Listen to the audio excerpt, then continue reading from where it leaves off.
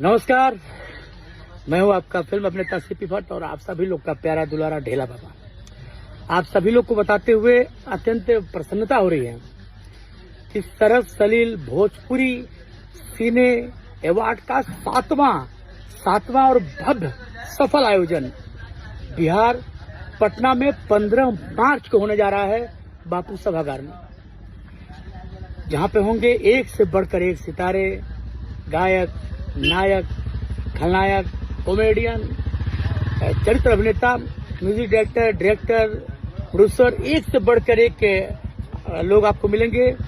वास्तविक रूप से आप कहेंगे कि सितारे जमीन पर। तो आप सभी लोगों से निवेदन है कि 15 मार्च